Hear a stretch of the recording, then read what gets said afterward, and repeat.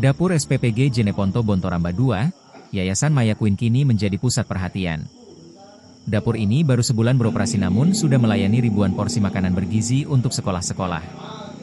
Dapur Program Makanan Bergizi Gratis, MBG, ini berlokasi di Dangko, Kelurahan Bontoramba, Kecamatan Bontoramba, Kabupaten Jeneponto, Sulawesi Selatan, Sulsel. Lokasinya cukup strategis karena berada di pinggir jalan yang menghubungkan wilayah Kecamatan Bontoramba Tamalatea. Pantauan tribun-timur.com, Senin, 29 September 2025, pukul 23 WITA, dapur ini tampak hidup dengan aktivitas padat. Suasana terdengar ramai dengan denting panci, suara kompor menyala dan pekerja yang lalu lalang. Mereka tampak mengenakan alat pelindung diri, APD, lengkap, mulai dari penutup kepala, apron, sarung tangan hingga masker, menandakan dapur ini. Kan berapa tenaga kerja yang bekerja di dapur ini? Jumlah tenaga kerja yang bekerja di sini itu berjumlah 50 orang, Pak. Ya, Pak. Mungkin bisa diuraikan apa-apa saja jabatan mereka? Kalau di sini tuh ada yang bagian persiapan, bagian pengolahan, bagian pemorsian, packing, pendistribusian, dan juga terdapat satu orang petugas kebersihan. Nah, dalam sehari biasanya menu makanan yang disiapkan itu berapa porsi dan berapa sekolah? Kalau jumlah porsinya di awal kami running itu berjumlah 3028 dan alhamdulillah ini kita sudah melakukan penambahan jadi total sekarang itu berjumlah 3151 dengan jumlah sekolah itu ada 28 sekolah dan satu kelurahan untuk B3. Nah, untuk menentukan menu makanan, apakah ada panduan khusus atau seperti apa? Ya, itu dikerjakan langsung oleh ahli gizi kami, Pak. Nah, sejauh ini ada tidak komplain dari masyarakat atau pihak sekolah terkait makanan yang disajikan? Alhamdulillah sejauh ini makanan yang kami sediakan itu disukai sama pihak sekolah maupun anak-anak sehingga belum ada komplain-komplain dari pihak sekolah yang kami dapatkan seperti itu. Nah, apakah sudah bersertifikat layak higienis atau bagaimana? Untuk sertifikat layak hygiene sanitasinya itu sementara kami mengurus ke Dinas Kesehatan, Pak. Untuk sertifikat SLHS-nya dan alhamdulillahnya kita merupakan dapur pertama yang melakukan permohonan untuk sertifikat SLHS dan sebelum kami operasional itu dari pihak Dinas Kesehatan Kabupaten Jeneponto itu sudah melakukan survei di tempat kami, di SPPG kami. Untuk prosesnya mungkin kami belum ketahui jelas, tapi insya Allah itu di bulan ini atau di akhir bulan ini.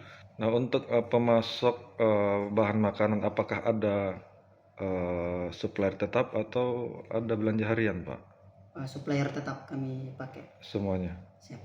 Nah, sejauh ini apa menu favorit bagi para pelajar yang Anda layani? Menu favorit itu ayam crispy, Pak. Ayam crispy. Kalau untuk jenis sayurannya? Jenis sayur itu yang disuka itu yang kentang sama buncis. Dalam hal menyiapkan menu makanan di dapur MBG, apa hal yang paling vital untuk diperhatikan? Oh iya Pak, kalau itu kan dari penerimaan bahan, dari bahan-bahan yang datang kita harus punya spesifikasi yang baik apa aja. Terus bagian pengolahan juga harus menggunakan alat kelengkapan APD yang lengkap. Terus melihat kebersihannya biar tidak ada kontaminasi silang yang terjadi di dapur, Pak, sampai proses makanannya matang. Pas matang juga kita harus menentukan suhu, berapa suhu yang tepat, lalu penyimpanannya juga harus sesuai, Pak, sampai masuk ke dalam ompreng dan lalu didistribusikan itu kurang lebih 2-4 jam maksimalnya, Pak. Nah, untuk proses pemasakannya itu dimulai sekitar jam berapa sampai jam berapa? Ini Pak, untuk di dapur di sini itu sekitar jam 10 ibu pengolahan sudah masuk ke dapur dan melakukan proses kayak persiapan untuk memasak, Pak. Jam 10 malam maksudnya? Iya. Nah, untuk proses pengemasan dimulai jam berapa? Untuk pengemasan sekitar jam 3 pagi, Pak. Jam 3 pagi. Iya. sampai jam Biasanya sampai selesai Pak. sampai Karena selesai. tidak tahu berapa lama untuk mengisi ompreng, kan sesuai dengan itunya masing-masing. Iya. Nah, untuk para pekerja yang ada di dapur itu sesuai tidak apa yang digunakan untuk minimalisir seperti menggunakan masker atau apa. Iya Pak, kalau untuk APD saya selalu melakukan itu ke belakang, jadi misalnya harus menggunakan APD yang lengkap Pak. Nah, sejauh ini ada tidak komplain dari masyarakat terkait menu yang disajikan di sekolah atau pihak sekolah sendiri yang komplain? Untuk sekarang tidak ada Pak. Respons dari para siswa sendiri seperti apa? Untuk responnya bagus Pak, malah ada yang rekomen misalnya untuk menu besok itu apa gitu. Nah, untuk pengukuran kalori termasuk protein itu caranya seperti apa Bu biasanya? Nah, untuk mengukur energi protein lemak KH-nya Pak, Iya. biasanya kami pengumumnya ada juknis yang diberikan Pak. Jadi di situ kami menghitung sesuai dari juknis yang diberikan. Petunjuk teknis ya? Iya, Oke, siap. Atas nama siapa Bu? saya ahli gizi Dina Evanovianti. Oke.